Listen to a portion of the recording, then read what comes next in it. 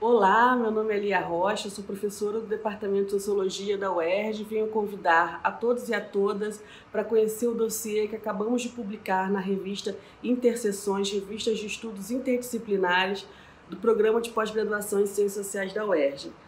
O dossiê, organizado por mim, tem por nome Mega Eventos e seus legados e se propõe a discutir os efeitos na vida das cidades e dos cidadãos após o fim do ciclo dos mega eventos que se encerrou com os Jogos Olímpicos no Rio de Janeiro em 2016.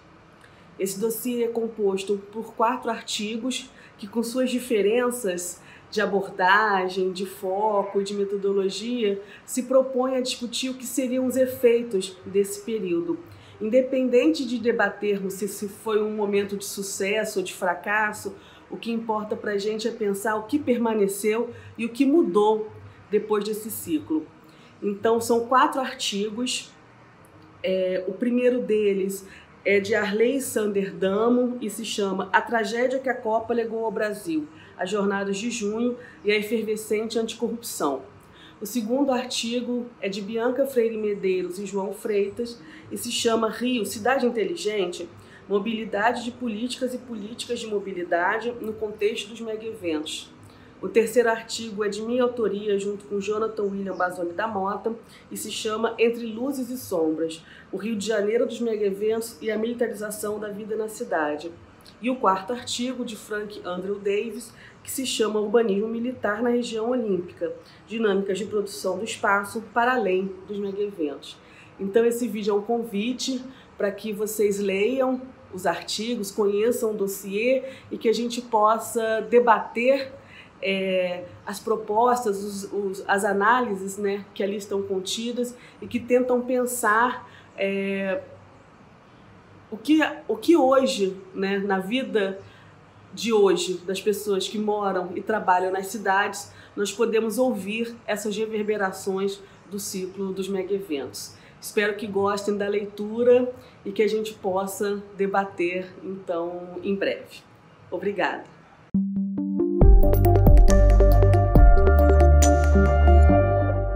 Olá pessoal, tudo bem? Eu sou João Freitas, estou hoje aqui para falar de um artigo que é fruto de uma parceria de longa data entre a professora Bianca Freire Medeiros e eu. O artigo Rio, Cidade Inteligente, Mobilidade de Políticas e Políticas de Mobilidade no Contexto dos Mega-Eventos. Esse artigo explora parte da pesquisa socioetnográfica que realizei durante o doutorado, quando fui orientado pelos professores Márcio Grijó Villarrouca e a própria Bianca. Nessa pesquisa eu investi um processo que chamo de a invenção da cidade inteligente Rio, em que entrevisto pessoas que participaram desse processo de instalação do Centro de Operações Rio, que é o principal instrumento da transformação do Rio para ser cidade inteligente. Nesse artigo específico a gente explora, como o próprio título diz, a questão da mobilidade de políticas, ou seja, como essas políticas de cidade inteligente viajam o mundo e quando se instalam no Rio acabam ganhando contornos muito particulares, e também a questão da mobilidade urbana, o que a gente chama de políticas de mobilidade, como o COR tem como objetivo melhorar a gestão da mobilidade urbana no Rio de Janeiro. Mas é interessante que esse artigo compõe o dossiê Mega Eventos e seus legados, pois nele a gente tenta argumentar como que a construção narrativa do Rio de Janeiro enquanto cidade inteligente foi muito importante e acaba pavimentando o caminho para que o Rio se tornasse posteriormente cidade olímpica. Então deixo aqui a dica da leitura e o meu abraço. Obrigado.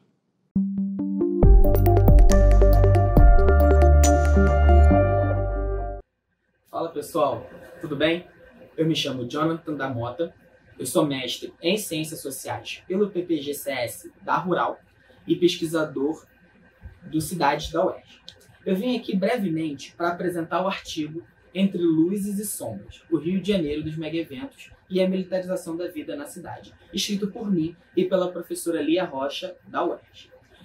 O objetivo desse artigo é pensar a relação entre o ciclo dos megaeventos e a militarização da vida cotidiana como uma relação entre luzes e sombras.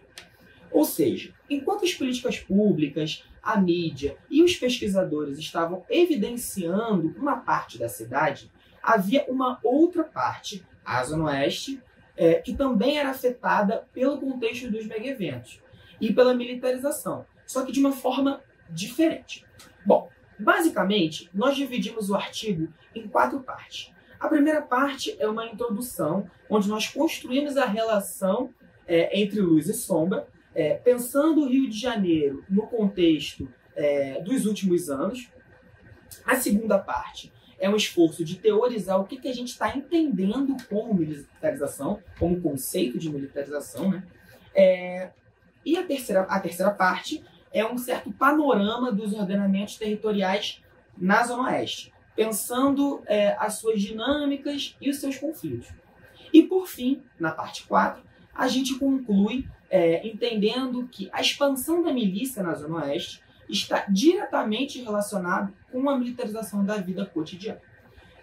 Então, é um pouco esses imbricamentos que a gente está tentando mapear nesse artigo. Bom, esperamos que vocês gostem e uma boa leitura. Muito obrigado.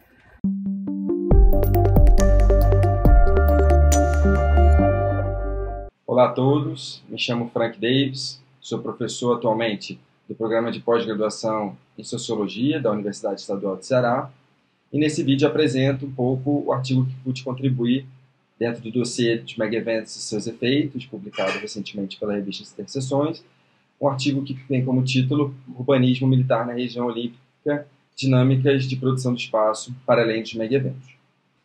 Nesse artigo eu desenvolvo aspectos da minha pesquisa de tese de doutorado, defendida em 2017, que se dedicou a compreender a produção da região olímpica de Deodoro, uma das 4 áreas escolhidas para sediar torneios esportivos nos Jogos de 2016, e que tem como uma de suas características principais a forte presença do Exército e a condição de maior aquartelamento militar da América Latina. Uma questão que me perseguiu durante a pesquisa de tese é a compreensão sobre os legados olímpicos em relação a esses agentes e os moradores do entorno, entendendo que limites se dão e que alcances realizam esse torneio para o bem-estar e as condições daquela localidade.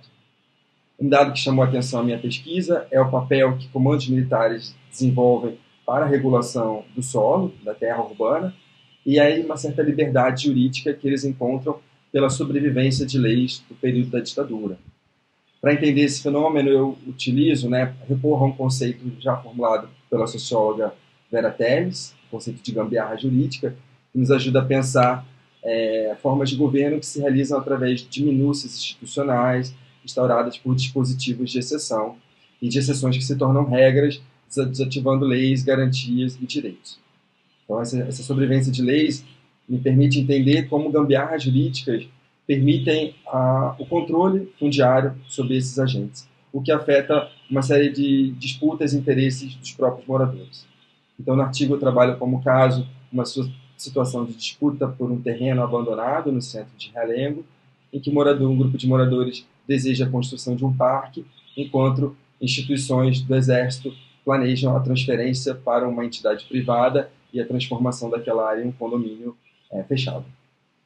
Então, acho que o texto fomenta um debate que precisa ser mais desenvolvido em relação ao papel de agentes militares na produção do espaço e espero, com isso, contribuir para uma compreensão do espaço urbano que vai além dos mega-eventos e nos revelem como os agentes de poder constituem a realidade das nossas cidades e criam desafios às nossas análises científicas.